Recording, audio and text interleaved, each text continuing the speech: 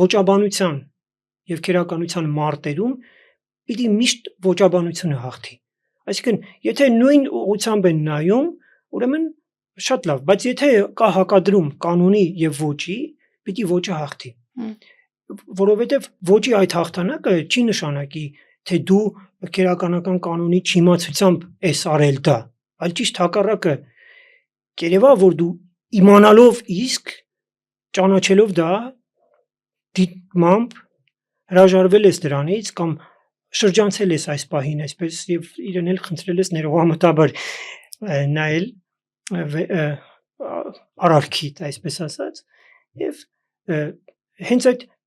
մի փոքրիկ ճարաճճիությունը, շեղումը քո խոսքին թարմություն է բերում, նոր շերտ է բերում։